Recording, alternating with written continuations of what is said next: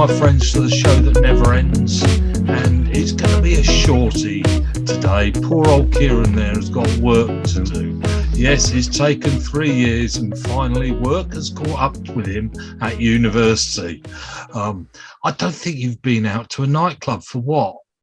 How long? It's been a good week. A week? Blimey. Oh dear, work. Work. It is tough around these parts. It is. Just to say, the Wycombe Wanderers Plus, the Plus is a nice, as you see the glass I drink wine from. Usually it's the bottle, but I thought I'd drink it from the glass, especially for this programme. Southeastern Australian Merlot wine. I quite like this, very cheap. I'm not very classy when it comes to wine. Anything rough and ready, as long as it's red, so rough and red. Where'd you get that from, the co-op? No, actually. No, I think that one's from Tesco's. Oh, well done, mate. Yeah, posh, eh? Yeah, Waitrose, maybe, if we really want something decent. The other thing was, of course, the other plus is next week. I don't think I said this, Kieran. We're going to have a little bit of a problem when we do the recording. It's going to have to be on the Monday, if at all possible. We might even just do it live, because... Live? Yeah. Oh, no. Do you know how to do it live? No, I'll have to learn. But the other bit of the plus, you see, is I'm out at a concert from 1 o'clock to 11:30 in the evening on Sunday with 6 different bands. I like 5 of them. The 6th one I know nothing about, and it's up at Fiddler's Elbow up in Camden Town.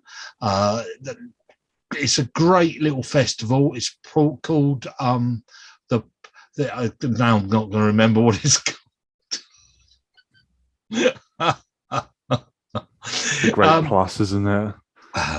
It's a prog rock fest, is what it is, and it's run by a guy who's in the one of the bands called Hats Off Gentlemen, It's Adequate. Now, what a strange name that is, but it is worth looking up. But I've been waiting for this festival since this is the 2019 festival that's finally going to happen. And I think we're going to just sneak it in there before lockdown, aren't we? The Christmas lockdown we're all waiting for. I really hope there's not one. I don't reckon Boris would do it. Actually, let's not get political on this show. They just kind of get thrown around. Now, on my travels, we've been travelling this weekend. We've been travelling the world. Went to the Cotswolds. Big travel. And while I was being taken around all these exciting shops in the Cotswolds, where they sell things like smelly candles and that sort of thing, guess what I bought? I bought one of these. Perfect. For this. I thought, no expense spared. So let's move on, shall we? How about that? Think that's good? Yeah. Okay. Let's start with the managers sacked. How many do you think? Can you name any this week? There are 3. Was Ollie this week? No, Ollie wasn't this week. He was last. He was last Sunday, wasn't he? I don't think there's no Prem managers this week. No. Therefore, I'm not going to get them. No. We got one. Well, you'd know 2 of them, I would think. Oh dear. I'll give this a go. All right. Yeah. Oh, it's Slavica Jokanovic.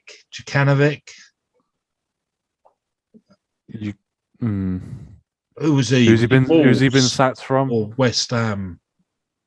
No. He's just been sacked from Sheffield United. Right. He was there he was at Fulham, wasn't he? As well. He was at Fulham. I'm going to say Slavica Jokanovic. So you're pretty much right, I think. Right. So Sheffield United. He's gone from Sheffield United. And the sad thing was he's only been there 185 days, so he's just about made 6 months. Yeah, so, and when you think You don't get 6 long. months, that means he went there at the end of last season, so he was actually working with them all summer before he even started to play any games with them. So he's basically just had since August. His win rate, though, was 36%. Yeah, but I think Sheffield United were expecting to go straight back up, weren't they? Considering the money they have actually spent, not just in the summer but in recent seasons, they spent 25 million on Ryan Brewster, and different things like this. They're expecting their team to be up there with Fulham and Bournemouth. Right, that's a shame. Away. Then they're not going anywhere. I mean, they're only 6 points off of sixth, so they're 2 wins behind. So where are they in the league? 9th? They're 13th. 13th. Yeah, and as I say, 6 points off of QPR in 6th. So they're not a million miles away, but evidently they thought that this manager ain't going to do it. Talking of 9th, that's his 9th managerial job. Do you know that? That's his 9th club. How many can you be sacked from before they realise you're no good? It doesn't even look that old, to be fair to him. Well, if you only last 185 days every time, I mean, you know. Keith Curl was another one from Oldham. He actually lasted 265 days. The trouble is, his win rate was 23%. Surprised he lasted that long. Yeah, which is pretty low, isn't it? He's had 6 jobs. Maybe that might be his last. Just hope he doesn't come anywhere near Wycombe. Simon Grayson. Oh, do we all know Simon Grayson? He plays around in Division 1 and 2, doesn't he? He just sort of moves around a bit. He was at Fleetwood, and he almost lasted a year, almost. 301 days, and his win rate was 30%. He was at Fleetwood. So he must have taken over after Wycombe knocked Fleetwood out the semis last year. Last year? No. Year before. So no, he must have been there a bit long. No, they must. Yeah, I mean, so he must have been after the other manager. He came in after Barton, didn't he? Yeah. And Barton didn't get sacked straight away. So it would have been midway through last season. Yeah. So Simon Grayson has left Fleetwood. Oh, I bet they're disappointed. No. That's a shame. Yeah. Okay, and the next bit is the funny comments time. I'm not going to keep doing that. That's going to get really... I'm annoyed already. How much does that cost you? £4. Dalian Atkinson.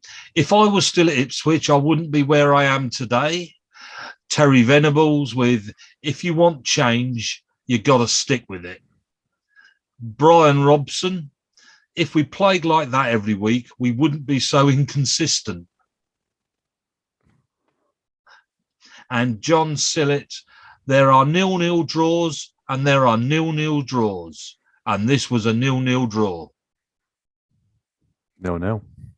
And football on this day, on the 28th, that is actually today, not tomorrow, if you see what I mean. On this day, 1975, George Best made his league debut for Stockport County. Yes, he really did. Why did they put that bit? After his acrimonious departure from Old Trafford in 74, he made his first brief return to league football at Edgeley Park and made his debut for Stockport in their home 4th Division match against Swansea. On the 28th of November 75, he scored a goal in County's 3-2 victory and played in their next 2 matches against Watford and Southport before moving on again. There you go, fame, eh? And football on this day on the 30th of November, but in 1872, the first ever official international match was played when England played Scotland at the West of Scotland Cricket Club ground in Partick. A crowd of around 4,000 people saw a 0-0 draw. There you go. Interesting, huh? Wow. Wow. I can write that in my essay. So, off we go then. Liverpool. Let's have the... We're talking about Liverpool first. Oh. No. This is the Kieran quiz time. Oh, I see. I was going to say.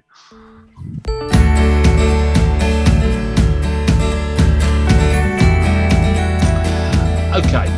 European Cup. 1980 to 81. Okay, here you go then, right? 20 years before you were born. How much do you really know about history? You ain't got a hope here. Cheers, mate. Which Finnish team did Liverpool beat 10-1 in the first round, second leg? ODS, OPS, or OXS?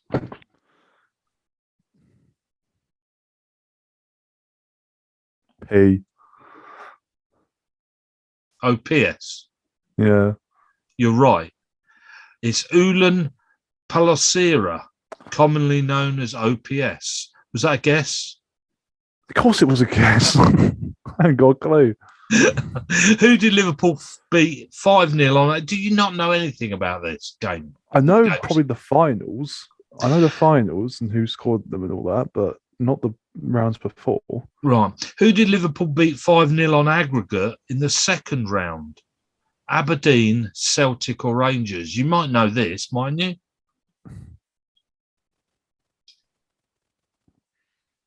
I don't think Rangers, no, they actually were good at that then, weren't they? I'm trying to think who was good. It might have been. I'm going to say Aberdeen, but I feel like it's a stupid answer. I wouldn't say it was stupid. Cup? I'd stick with that if I was you. Oh, is it Aberdeen? No. Yes, it was. It was. It was.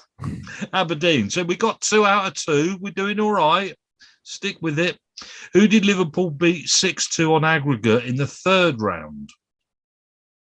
CSKA Kiev, CSKA Moscow, CSKA Sofia. It's either Moscow or Sofia. I'm going to say Moscow. No, it was Sofia. Do you know what just as you can get a bonus point back? I'll let you get a point back if you can tell me what CSKA is an abbreviation for. I don't know. Isn't it Russian? Well, of course, it's Russia. Yeah, but it's for Central Army Sports Club. No, there you go. I didn't know that. Central Army Sports Club. Okay, so you got 2 out of 3. Who did Liverpool beat on away goals in the semi-final? Bayern Munich, Borussia Dortmund, Borussia Mönchengladbach. I love that name. Mönchengladbach. No, Munich. Anfield ended 0-0. Return leg in Munich finished 1-1. So that's 2 out of 4. Where was the final played? Madrid, Paris, or Rome? You said you know all about the finals. Yeah, but we've won in Madrid, we've won in Paris, and we've won in Rome. I couldn't tell you which one was in 1980, though. Well, it would be in 81, wouldn't it? In fact. 81.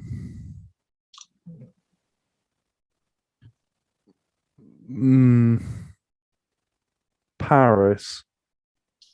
You're right, Paris. So you got 3 out of 5. Okay. You're happy with that? Yeah.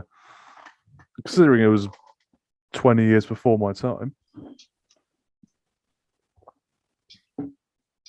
Right. Now, I've got to work out how far we've gone down here.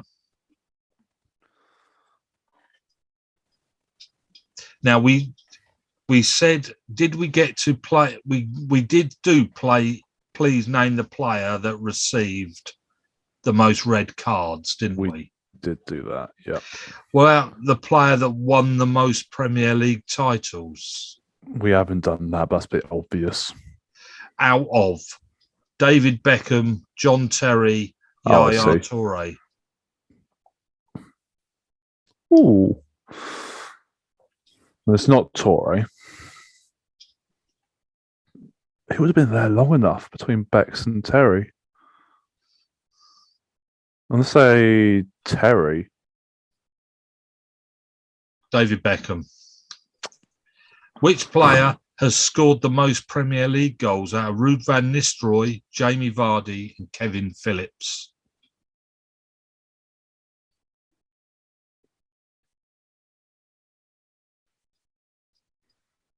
Not Phillips. Vardy. You're right. Okay, so how many is that? You got 4 out of 7. So 3 to go. It's not bad. Please name the player that has assisted the most Premier League goals out of Fabregas, Lampard and Rooney.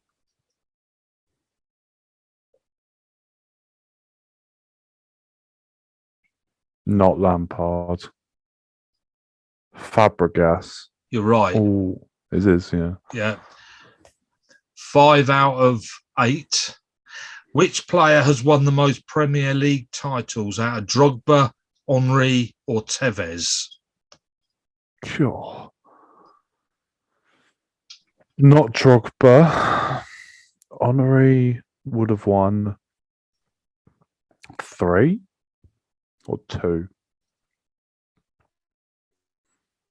Tevez would have won it at United a couple of times, maybe City once. I'm going to say Tevez.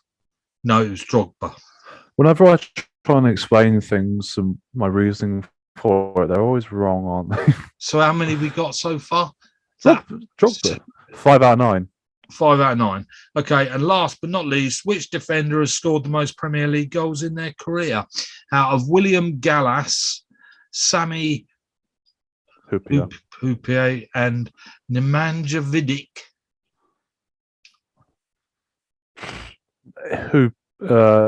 Hyypiä. No, Whichever way Gallas. you want to say it. Gallas. So how many did you get? 5. That's not very good. 5. Is that all? That's atrocious. It's rubbish. Pants, Right, isn't it? Yeah. end of Kieran's quiz time.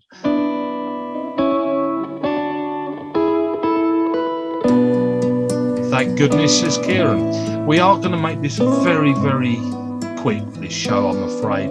Kieran is busy because Kieran's got lots of work to do because he's in his 3rd year near the end now.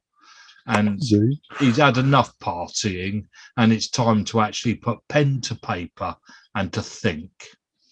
I haven't used a pen and paper in years, mate. It's all done on a laptop now. Yeah, and that's where you find all the answers, is it? Yeah.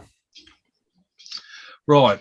Well, I've got 2 things we can do. They're quite quick, and then we can discuss football matches and Wycombe Wanderers. So we'll do one of these, then Wycombe, and then we'll see where we are. Okay. Right. We are, instead of looking at the players, I have 10 names of idiots on TV. And we're going to mark them out of 10, discuss what we think of them, and mark them out of 10. All right? So I'm going to give them... These are the names. Gary Neville, Jamie Carragher, Graham Souness, Ian Wright, Roy Keane, Jermaine Genius, Alan Shearer, Rio Ferdinand, Micah Richards, Alex Scott, Emma Hayes, and Danny Murphy. Cool. They're 10. There's some of those that you don't know, and they're particularly well either, because obviously you don't have Sky. Well, I was thinking Souness. You may have. I was thinking Souness. You may not have seen a lot of, but yeah, you probably have. Well, I watch stuff on YouTube as well. You see. I do. Okay, yeah. Let's start off with Big Mouth, Gary Neville. I quite like him. You like him? some of his stuff to do with Ollie has been a bit rubbish because he has defended him until the last day possible. But there's a lot of stuff that I feel like he gets right, and he is quite interesting to listen to. What do you think? I think he's as biased as hell.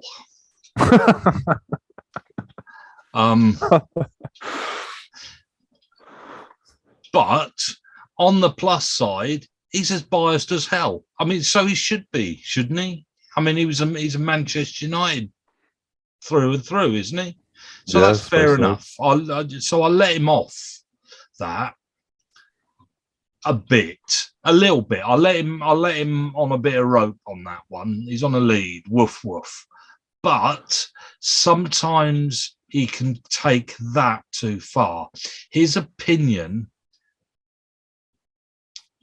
is his opinion, and sometimes I think he uses his opinion on TV to do with United to try to push them into doing things. Punters do have a strength to push fans' opinions. Mm. And I think he needs to be a little bit more careful with his, what's the word? With his aggression towards certain things. I think his knowledge of football is excellent. It's great to have a fullback as a punter, even though the job of that pundit, even though the job of a fullback is no longer what he used to do. But I think his knowledge of football from back there is better than a striker.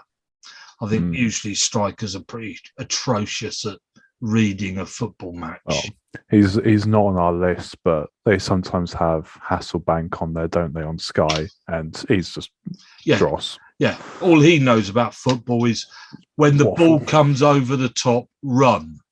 I mean, that tends to be what he knows, isn't it? Yeah. So, marks out of 10 for Gary Neville. 7. We're going to give Gary Neville 7 out of 10. Oh, is this got to be a joint decision between us, has it?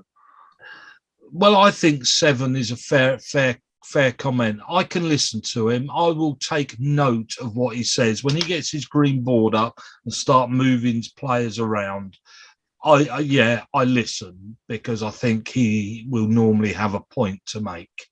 Yeah. I think his stuff on United, give it a break. And we also know that his running of a particular football club, him and his mates, they can't do it either. It's there is a reason why they never get Neville to commentate over United games. He always does either Liverpool or Man City. Not always, but normally they do it that way around. And Carragher the same. They don't allow Carragher to do Liverpool games. There's probably a reason for that. So let's go on to his best mate, Jamie Carragher. Because to be honest, perfect pairing, actually, wouldn't you say?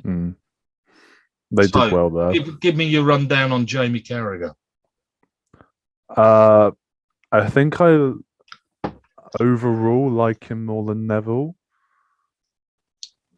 I don't think necessarily maybe his knowledge of football is as good, because I think he uses stats more than he does description. But I still do find him interesting to listen to, and he's not afraid to say just the standard things that a pundit could say that will not get them in trouble. He will say the things that will, cause a bit of a stir, cause a bit of controversy. So yeah, I like him a bit more than Neville, I think. I like the fact that he would stand up to Gary Neville. I like the fact they argue. Gary Neville could actually put the others off. Yeah. Whereas he doesn't, Jamie Carragher. I mean, I'm sure we'll get onto it, but Roy Keane and Carragher we will. Massive. We will. Yeah. Yeah. Roy Keane. What did I write? Roy Keane. It's Robbie Keane. You idiot. No, it's not. It's Roy Keane. Roy Keane. Why have I? Robbie's the Spurs striker. Don't mind me. I'm just a piano player. Where did that come from? Any idea? Was it not? The what's it called? The Elton John. His name is. It's an Elton John. I was going to say Life of Brian. Yes. Monty Right. Python, that's what I was going to say.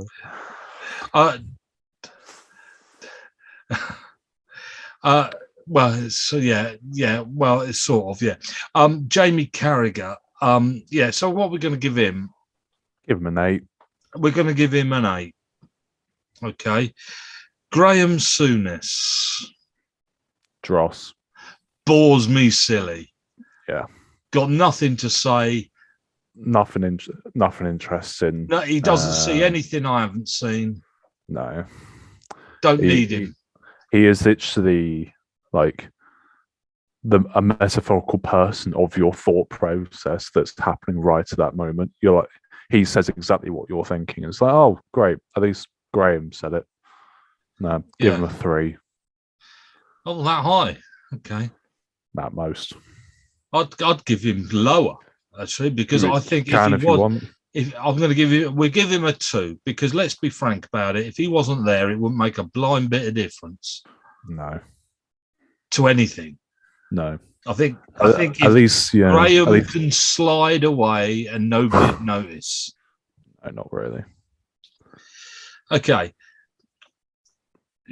I was going to do Ian right next, but let's do Roy Keane next, because it sort of makes up their little group, doesn't it? Roy Keane. There's moments where I like him for his entertainment purpose, but then there's also moments just like, oh, shut up, Roy. Like, he's evidently not doing it to cause us or to like make himself a name or cause a stir. He's evidently not doing that. Everything he says is authentic and is from his brain. But it's almost like he's trying to kick up a fuss, even when there's nothing really to kick up a fuss about. For example, after the game today, United got a draw against Chelsea. Arguably, that's reason for United to celebrate, because that's a flipping good result away from home. It was a surprise, wasn't it? It was a surprise. And yet, I think Keane's come out and said he doesn't believe a word of Carrick's interview. They've had a go at Ronaldo. They've had a go at Pogba and all that. And it's just like, you don't need to. This is the 1 week in which you could be a bit more positive about United. And they haven't, or he hasn't been. It's just been like, he just didn't need to do that. Not really, because I watched it. Did you watch it? What, the game? No. Yeah. Well, okay. The difference really was Chelsea were. I mean, how can you say you're the better team if you don't win? I don't know. But you could say Chelsea did press. That word press turns up all the time, doesn't it? But press. You saw Chelsea chasing United and giving them no time on the ball and causing mistakes. On the other hand, Chelsea, when they had the ball, had all the time in the world.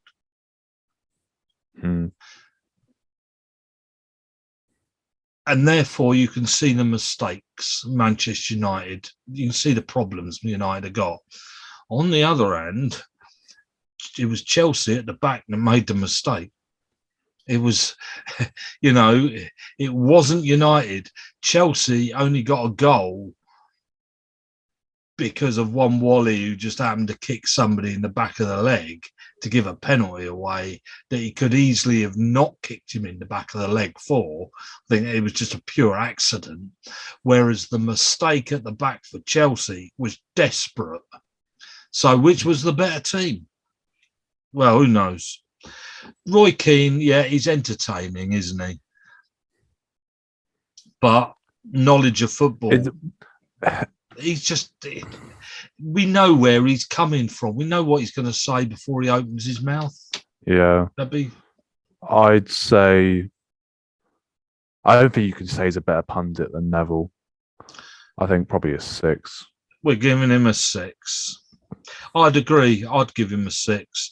It's all you sort of if you see him and Neville and Carragher on the same screen or whatever, you think, oh, this will be entertaining.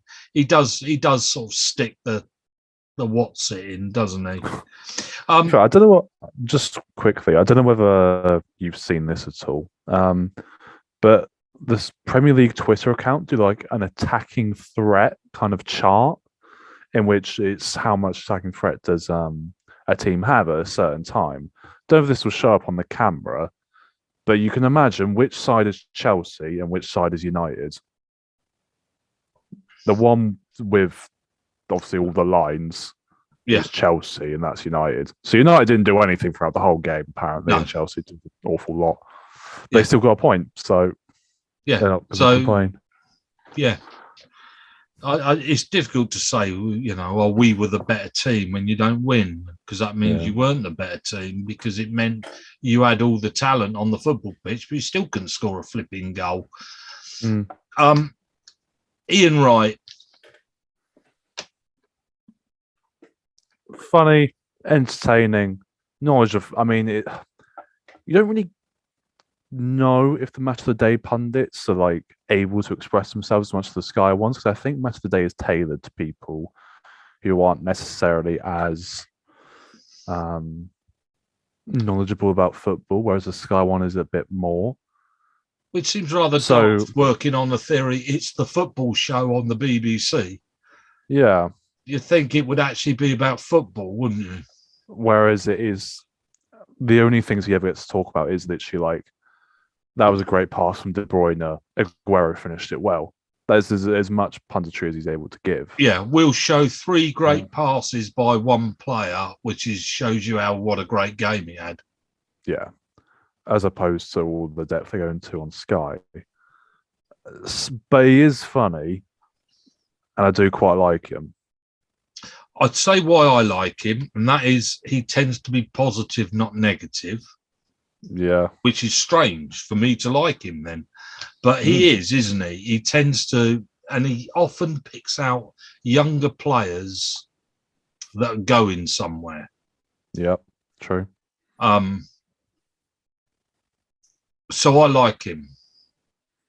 I agree that. with you. I don't think he's given enough chance to discuss serious football, rather than pick a player, any player, and you've got 4 moves to show to say how good a game he had.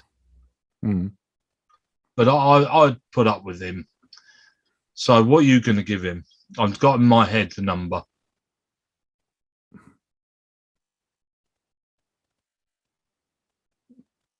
Quick. 7.5. 7.5. I was going to give him a 7. Yeah. So give him 7, because I think it'd be rather interesting to have Neville, Carragher and Ian Wright on the same programme discussing football. I think that'd be quite entertaining. Jermaine Genius. He tries to go the full way with what I imagine the BBC allow him in terms of the amount of punditry he gives. And it just sounds wet and bit rubbish, and some of his opinions have been really bad in the past. He's unbelievably biased towards Spurs, arguably more than Neville is towards United. He's a nice enough bloke, but I just don't think he's a very good pundit. I've written down beforehand what I was going to give him, so off you go. Because I would say Jermaine Genius is wet. He's a drip. He's when I see him on there, I think, well, that's that then. Nothing. He's got nothing to say. 3. 3. That's exactly what I'd got written down. 3. He's better off doing all his Friday shows at 6 o'clock on the BBC than he is about football matches. It's interesting because the next 3, okay. Alan Shearer. Can I just start off by saying now he's got his statue on Newcastle ground that they're going to move it. he's all up there now for the new owners. You won't hear a squeak out of him again. Not that. 2. He's boring. He's worse than Genius. He's definitely awful. Yeah. What He's got a does bit of he an ego know? about him as well. There's a bit of an ego. I mean, I suppose you would have a bit of an ego if you're the all-time Premier League top goal scorer, wouldn't you? He's the one that just keeps it. He sits there like he knows it all. Whoever else is on that couch, he's the expert. He knows. He is the centre forward that doesn't know about football behind the centre forward. And in fact, not just that. You just hear his record all the time of what he's won and what he hasn't won, how many goals he's scored and how many goals he didn't score that season. All we hear is Alan Shearer's bloody record of his football career. Yeah. It's not interesting. He's not interesting. That's about it, really. I'd give him a 2. A 2? Right, yeah. Okay. What were you going to give him, a 1? Yeah. We'll give him a 2. We'll be nice. Simply because the next one. Rio Ferdinand. Oh, you don't like Ferdinand, do you? Can't stand the man. I don't think he's great, but I don't think he's the worst. The thing is, you got to judge it like based off what you're giving other people. I think he's better than Genius, but he's not better than Neville or Wright. But I think some of his opinions are valid and they're fine. Like some of the chat they have on BT Sport is normally pretty good.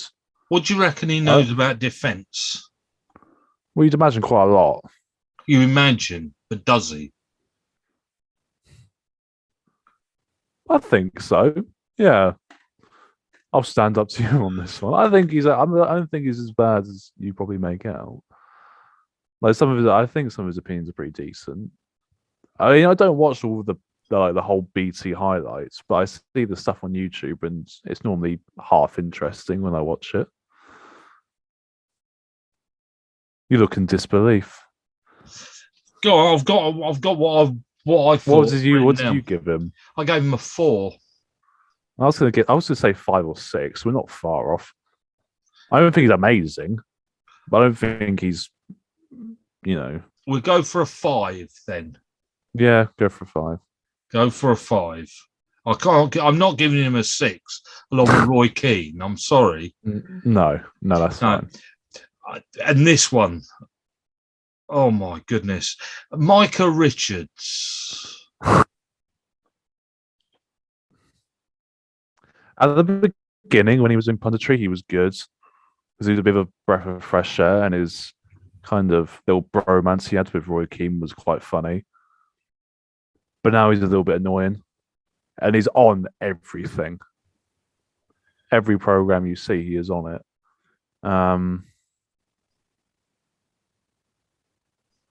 He's probably about the same level as Ferdinand, I reckon.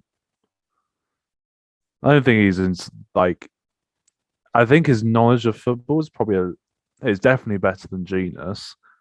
Might even be better than Ferdinand's, but he's definitely not as good as Roy Keane. Right, well, we gave Roy Keane a 6. Probably have to give him a 5 then. Remember, we gave Souness 2. Yeah. Souness is really bad. He's really, really boring. See, I've given Micah Richards a 1. Yeah, he is the worst, I think. Or if I have to listen to that bloody laugh once more, I'll tell you, I mean, like it's funny even what he has to say, I mean, he has no clue about football at all. None. When was the last time I cannot remember the last time he showed me something or said something about a game that was half intelligent. So what would you say about a 5? We can give him a 3. Well, I think we're being generous. I don't hate him. I do. But no, that's not fair. I think he is shocking. I mean, if I was to ask him his advice on anything, it wouldn't be football. What would it be on? Well, it wouldn't be on haircuts either. Clothes, he obviously spends a lot of money on clothes. He's quite fashionable. That's as far as it goes. Alex Scott.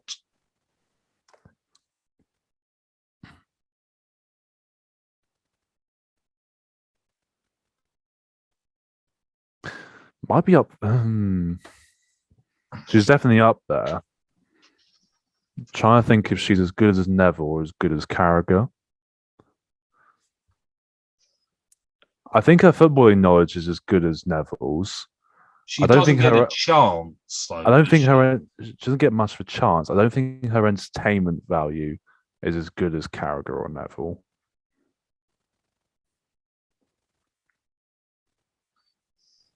I haven't seen much of her recently, actually, to be fair. Well, you're watching the wrong programs then. She's on everything other than football programs.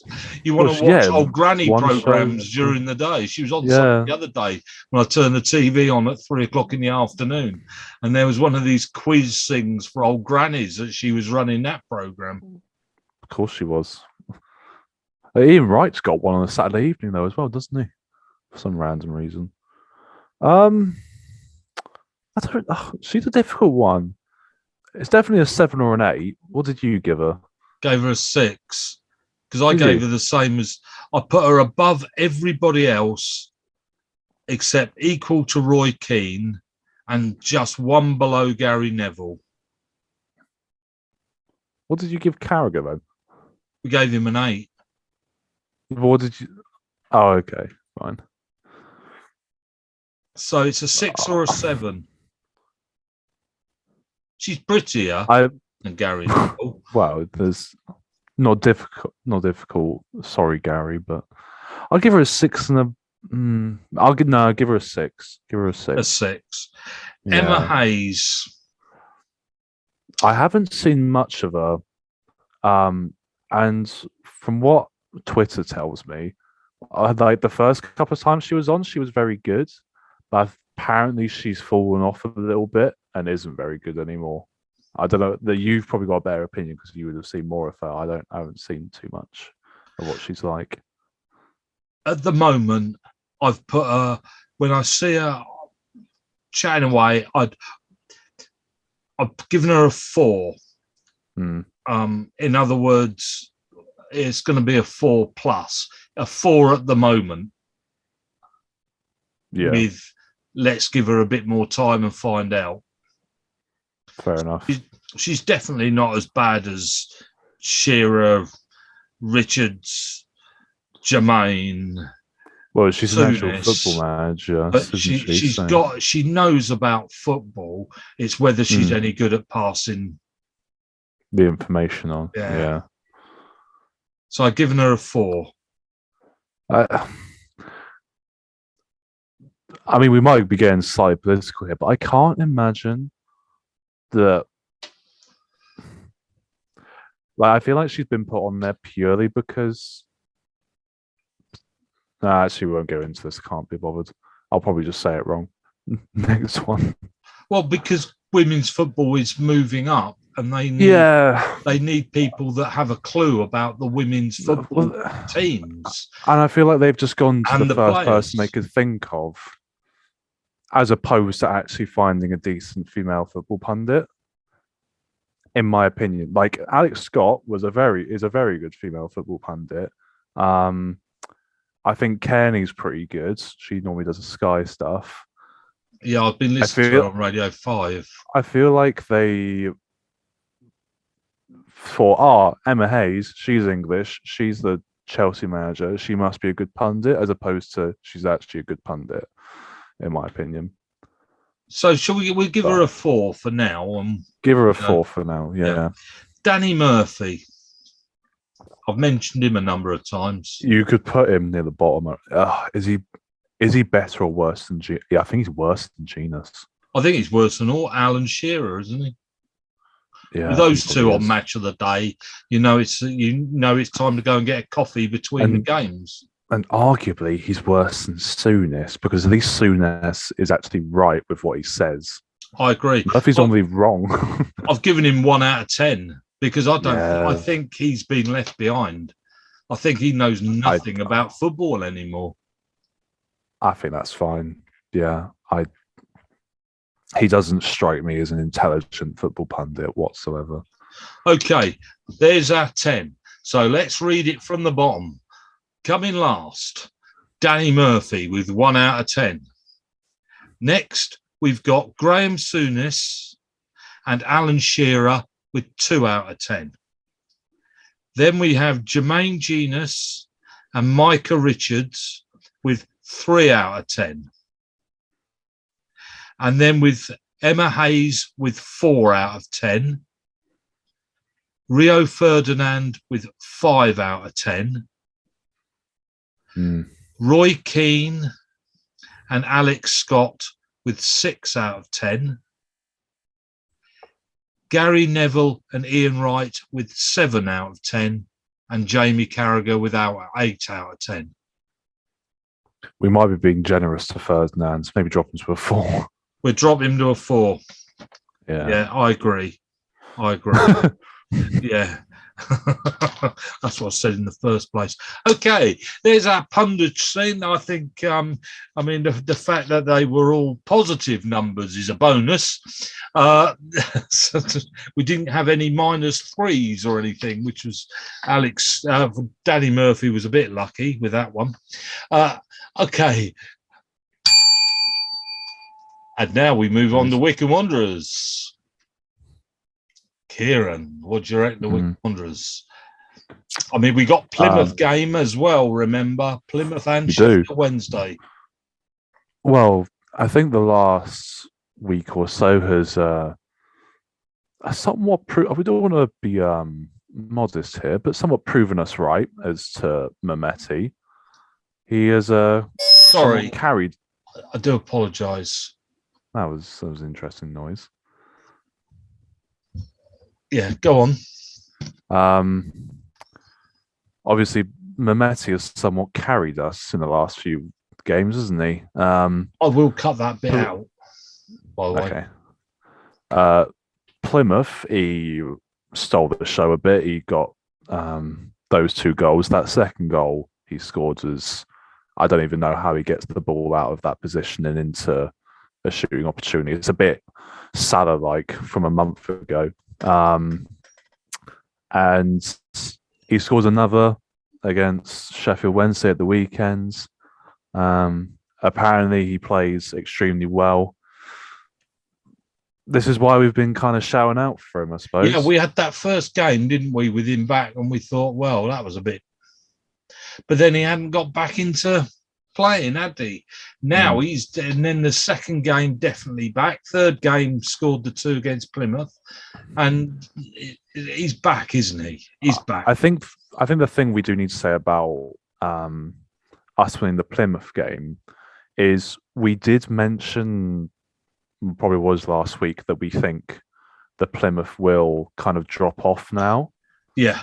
We just needed them to lose one game, which they did the week before, didn't? Or the game. Despite the fact that winning 3-0 away from home against them is extremely good still. Like, it's probably better than we were expecting considering our recent run of form. It might be down to that and Plymouth's kind of drop off that, well, I know I'm expecting. But in saying that, we could easily have beaten Sheffield Wednesday at the weekend had it not been for a couple of mistakes from our goalkeeper, in my opinion. Yeah, but did you see the conditions though as well? I know, but I don't know. I just wasn't particularly like that's. The second one is literally straight down the middle.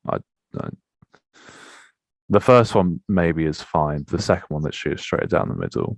But in saying that, I don't think Obita's free kick probably should have gone in either. Though No. the keeper was standing there to begin with, and then moved to his left-hand side and couldn't get back onto his right. But I mean, I sound like I'm complaining a little bit here. We are joint top, even though we've two other teams. Yeah, with two other teams. We've played a few more games than Wigan and one more than Rotherham, but I don't think we can really complain because it was only last week we were saying, not sure how we're going to do. We might drop out of the playoffs and we're going to be fighting for those playoff places. We are now joint top. Goes to show it doesn't take much, does it?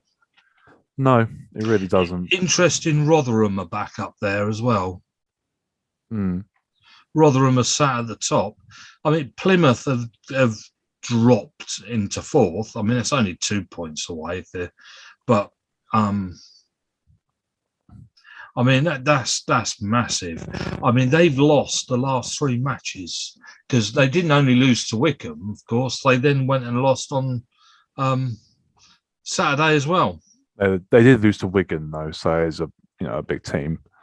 One of those in the joint first positions. Yeah. But it's a sort of game they'd have to win, isn't it? Mm. So I think they've lost 3 on the trot now.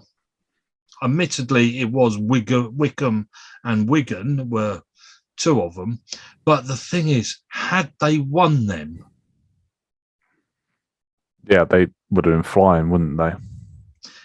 6 more points would have put them on 42, and Wigan and Wycombe would be on 35. They would have been 7 points in front of both Wigan and Wycombe. It wasn't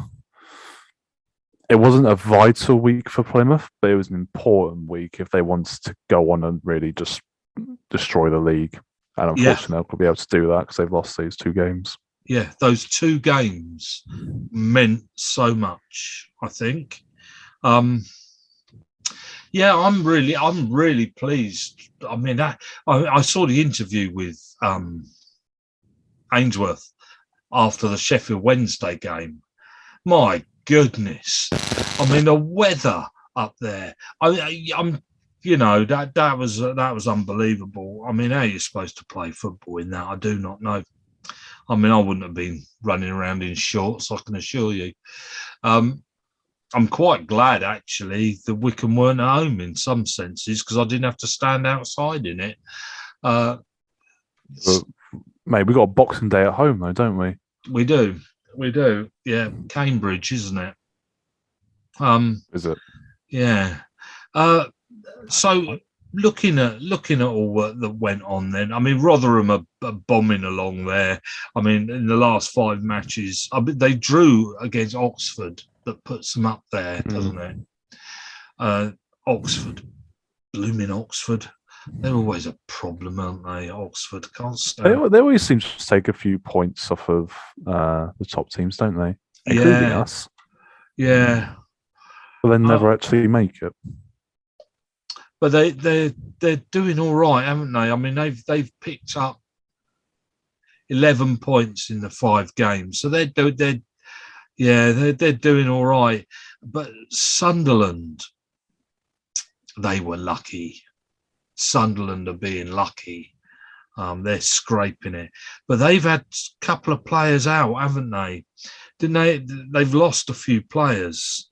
I don't think I've got it written down because O'Nine's out, isn't he, for a long time? And somebody else. I don't think I've got it up here. I can't remember his name. Another McGeady. One, right? McGeady. So that might prove to be quite interesting. And also Chirkin. I don't know who he is, but they've lost Chirkin. So I'm not quite. Sunderland seem to be a bit up and downish. I'm not quite sure about them, and Ipswich are still whopping away down there at 11th. They've not caught up because they win and lose, don't they? I mean, they've played, and if you look, I mean, they've won 2, lost 2, drawn 1. They're average. Well, they lost to Ipswich and Sunderland most recently. Ipswich. Yeah, Ipswich haven't lost to Ipswich. Sunderland and Rotherham, sorry. Which, if they're going to get up there, they need to take some points off those sort of teams. Yeah, you can't just lose to the teams above you and win against the teams below you when you're in the mid-table, because that will leave you in mid-table. The only way you're going to catch people up is by beating the ones above you. And they're not doing that. And with the squad that size, I think that's atrocious. With the amount they've paid is atrocious, to be honest. They've let in, if you look, all the teams above them, they've let in more goals than any of the 10 teams above them, and that is obviously their problem. They've let in 30 goals. Rotherham have let in 13. And there's your problem. And as long as that keeps happening, you can forget it. They're not going anywhere. I mean, you can tell who the top two are, can't you? Because Rotherham and Wigan have scored joint second most goals, and they've conceded the 2 least amount of goals by some distance as well. Yeah. Plymouth are fourth even, having conceded 22 goals, but Rotherham only 13, Wigan only 16. Their goal differences are far beyond anyone else's. MK Dons. They do pull them off, don't they? It's a bit annoying, I must admit. They beat Morecambe 4-0.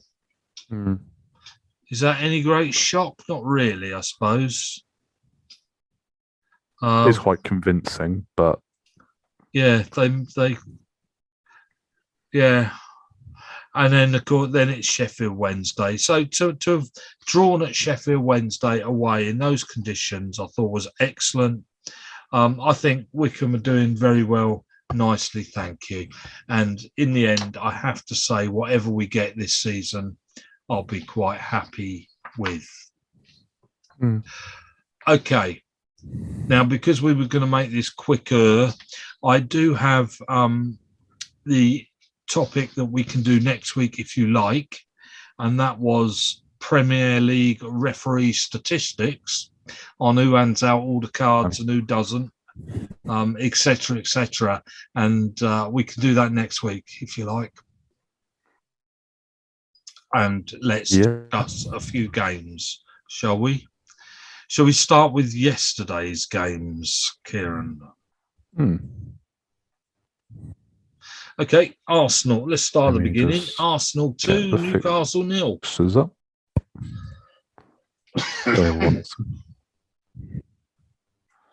Hello. That's per. Yeah. 2-0. Oh, there you are. Yeah. Still not won a game. No, I think Eddie has realised what a job he's got. Well, he's going down. I don't know why. I mean, it wasn't just Newcastle. In all fairness, it was. I'll gladly hold my hands up. For whatever reason, even though it makes no difference whatsoever, when the new owners came in, I assumed that meant Newcastle were going to get a lot better. Completely forgetting that their team now is still as crap as it was before, and they only stayed up by the skin of their teeth last time. Like, I'd be very surprised if they stay up this season. Like, they are that bad. And I think they're awful. I don't think they stand hope of staying up. How they can? No, I don't think any signing in January can really change that. as good as they may well be. I mean, they're 6 points behind Leeds. Yeah, like they are miles away. And Leeds are going to get better because Leeds do have their better players coming back. I mean, Leeds. I think Leeds will be fine. Awful lot of injuries. Yeah, I don't think Leeds have too much to worry about. I think they've just had a bit of a blip. They've got enough decent firepower in their squad to stay up. But Newcastle, unfortunately, don't. They too heavily rely on St. Maximin, who we do mention pretty much every week. And in fact, he didn't help them this week, did he? In that, because he takes it all on board himself and goes running around with the ball at his feet all the time, he lost the ball in midfield. Yeah. He does do that because he tries to do everything. He loses the ball, and their defence is so poor that ends up being a free kick further back, and that's what Arsenal scored from. Yeah. I mean, I mean, they've had it, haven't they? But what about Arsenal then in 5th? They've caught up with West Ham. Do you remember that team that were heading off to Europe? They're not, are they? I think they still will. Oh, top 4? No. Wait, West Ham aren't? No. West Ham? Yeah. I don't think they will in the end. No. It's actually going to be quite an interesting one for the top 4 race. I think in the end it will be flipping United because, why wouldn't it be? I think Arsenal might have a decent chance of it though. Well, I think it's going to be Arsenal. I think as Chelsea, long as City, Liverpool, and Arsenal. As long as Arsenal can be consistent in the games that they're supposed to win, like all the teams below them need to win all of them. The games against Chelsea, City, and Liverpool, they don't have to compete. They're not going to compete because they do just get twatted every time. And then get a draw or 2 or even a win against your Wolves and West Hams. Beat your bottom 8 or 9 teams home and away, and I reckon they'll be fine. Because this is the thing: West Ham will drop points against the lower league teams occasionally. Yeah. As long as Arsenal can stay away from doing that, I reckon they can make it. What about one of your other new managers? Well, newer, because both of them are fairly new, and that is your Aston Villa Crystal Palace. I mean, Steve. There was I think, it's a very good win in my opinion. Yeah, I mean, Crystal Palace were definitely on top regarding sort of. I say that. You look at the figures, and okay, if you go by expected goals, Crystal Palace were on top, but that's about all. Because if you look at everything else was fairly equal. There was not a lot in it. So, actually, if he has got Aston Villa up and playing as good as Crystal Palace, remember Crystal Palace were at home, then I think he's off, isn't he? He's fine. I think a lot is on John McGinn, though. He does seem to be their talisman, doesn't he? He does. But there's a lot of players in that squad that should be able to not carry them, but provide a bit of firepower in that team. I mean, Ings, Buendia, McGinn, Watkins up there.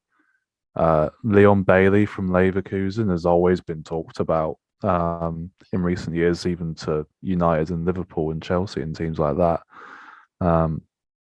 So they should have enough firepower in there to do some damage in the league. I think Palace away is one of those that you can easily slip up at, and to win 2-1 with being 2-0 up until the last minute essentially is pretty. Is a pretty good result, especially if you're Gerrard and it's your first away game for your new club. Liverpool 4, Southampton 0. Wasn't hugely interesting, I have to be honest. I feel sorry for Southampton. In what way? Well, Southampton are one of those teams that are never going to be anything. There's a comment. Well, they're a. They used to, like when they're a team. They're a locals team, aren't they? You don't have people wandering around up north with a Southampton top on. No, I know what you mean. Same with Burnley, to be fair. I mean, they are if you support Southampton, the chances are you're from Southampton. They're not going to ever be bigger than that. No. And so I feel, they are one of those teams that will have a bad season and go down sometime. A bit like Bournemouth, isn't it? Yeah. But they had their season, then Yeah. They'll go down and probably come back up. But they will go down one day. They're on there to make your numbers up, aren't they? They're happy with a mid-table. Mm. A bit of a shame, really, but that's what they are. And these teams have their small little periods in which they are a thing for a season or two, and they did have that when they had. Lallana in his prime. They had Graziano Pella, if you remember him, and a few different players. Schneiderlin, who went off to United and do anything. These different players in which they had a bit of a run in which they came 5th or 6th or something, but then it just fell away, as it will probably with West Ham. There's a few Liverpool players that were at Southampton. There was quite a few Liverpool players who were at Southampton, and we just stole them all. Basically. Yeah. So is it true then that our friend up front will be going to Manchester United? Which one? What, Salah? Mo. Do you think, or has there been a rumour saying Salah's going to United? Yeah, rumour. Is there? Oh, yeah. I'm sure that one will come to light and definitely be true. Yeah, I think Salah will go to United. It's just a better club. And better place to be right now. And it said then we know who at Manchester City that Liverpool would be looking at getting. What, Sterling? Would they ever want him back? I don't think the fans would allow it. No, nor do I. I think that rumour is a Daily Mail special, isn't it? Yeah. I think he's annoyed too many Liverpool fans. Yeah. Norwich Wolves 0-0. Well, Pookie, how many chances can you miss? Wolves are doing very well, nicely, thank you.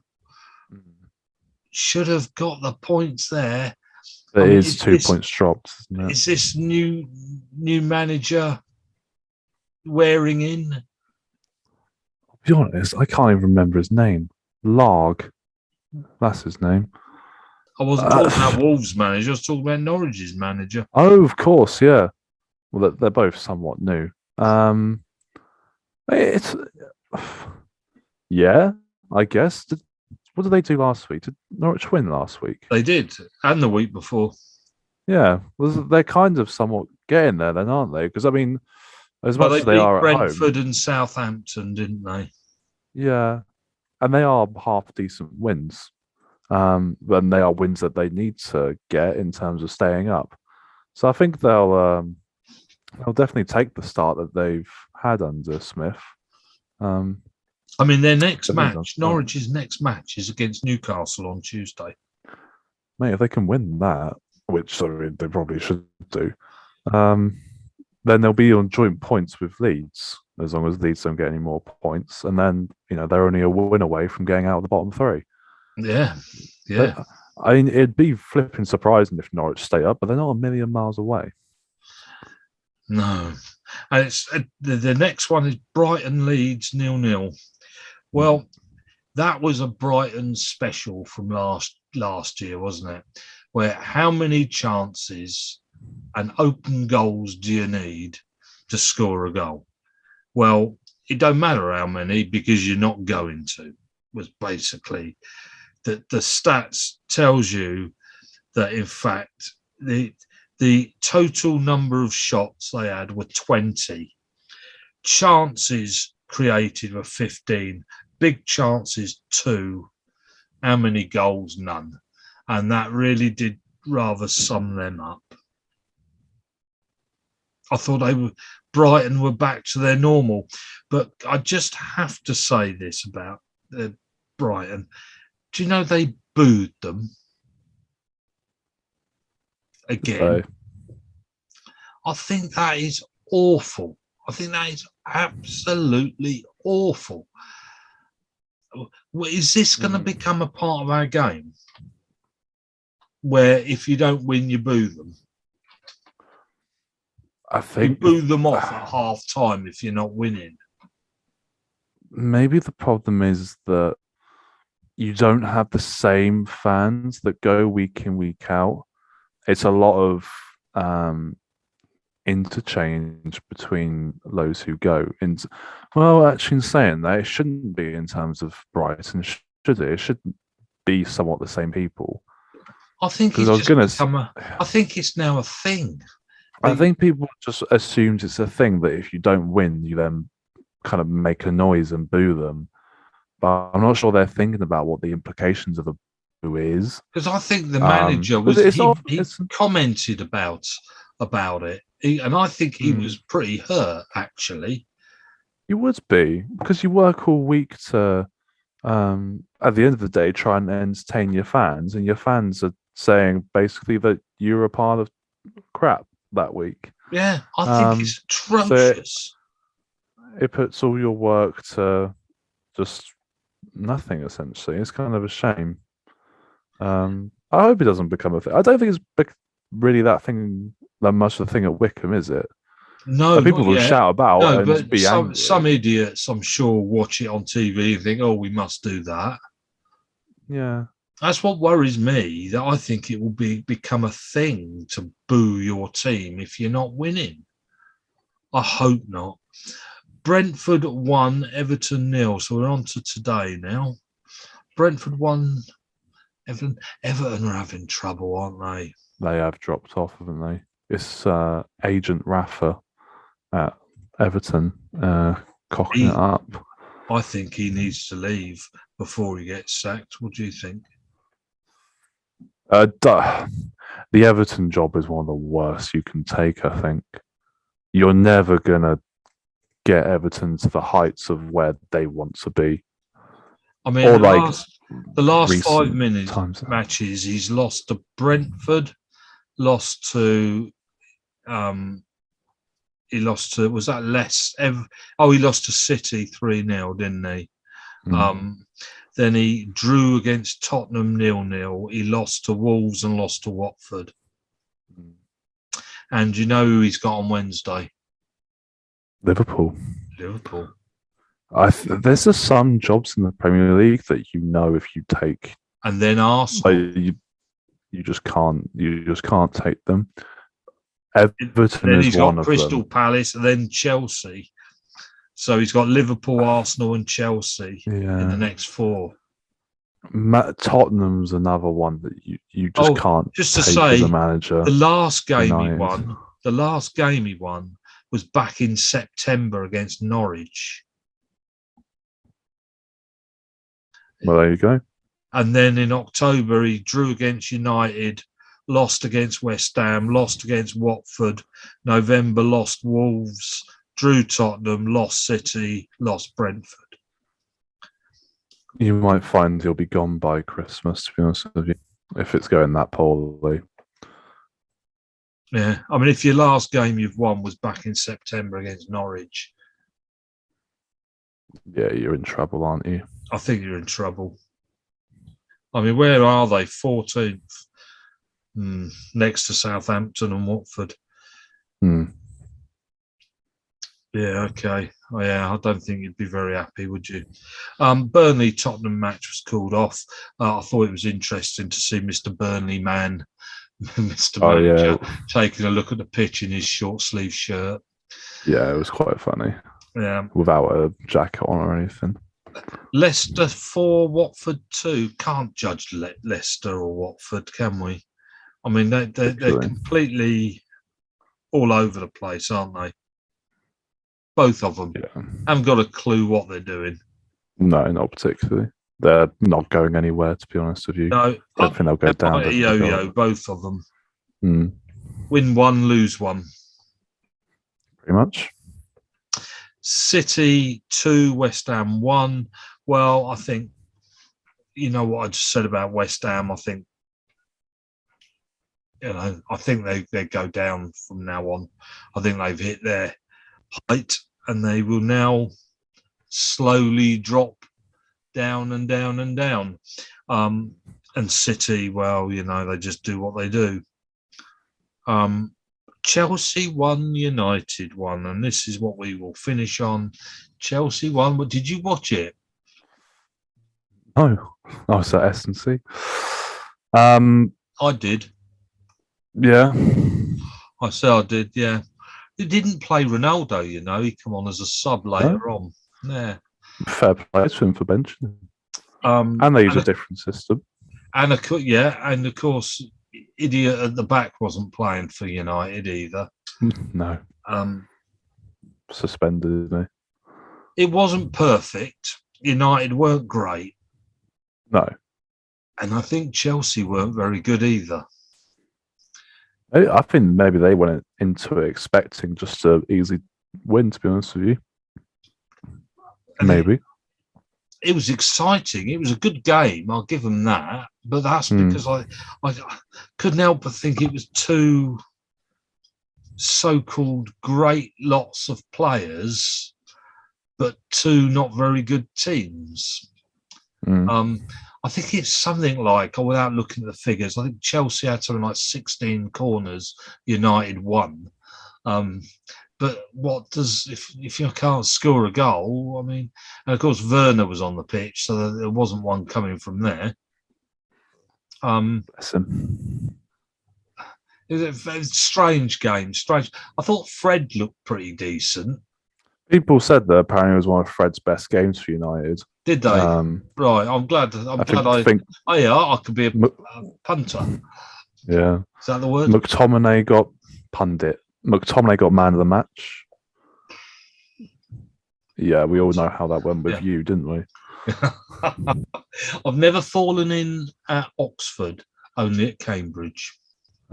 Well done, mate. I wonder if your glasses are still at the bottom of the ocean. The ocean? The river? The ocean. Yeah, I didn't. Yes, I didn't try and get from. Probably have drifted away to the ocean by now. Yeah.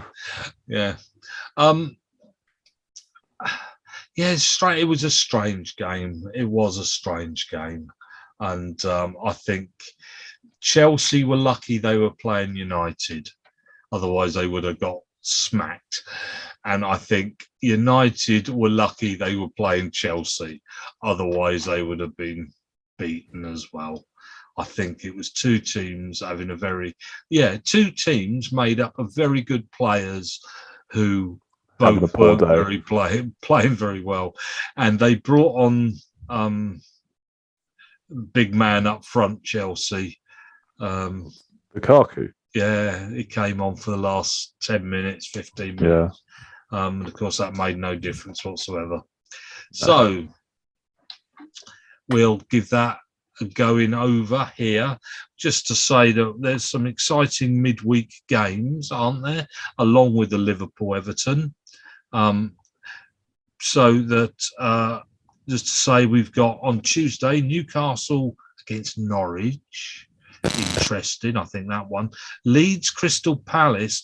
Leeds have got to start picking the points up, and that is a goody one to pick the points up. Wednesday, of course, we've got Southampton against Leicester, Watford Chelsea, West Ham Brighton. Now that one I think is going to be, that's the one I would watch. Okay, on TV screen for an entertaining game, I would watch the West Ham Brighton. Then you got Wolves Burnley. That's the one I wouldn't watch. And then Aston Villa City. Could he take the points off City? And Everton Liverpool. And the good thing about that on Wednesday is the game kicks off the Everton-Liverpool 8:15, so I'll at least get to see the second half. That's all right, isn't it? There are a couple of games also on the Thursday, which is Tottenham-Brentford and United against Arsenal.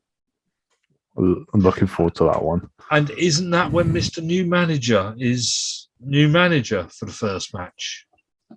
Nick. He's back. Yeah, he's there.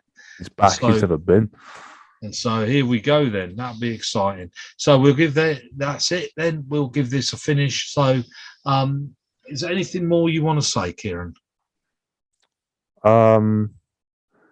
If you made it this far, put I love Mike in the comments. If you made it this far, you are very, very committed. Sad, happy, interesting. I don't know. Right. Okay. We'll say goodbye. Say goodbye, Kieran. Bye. Bye.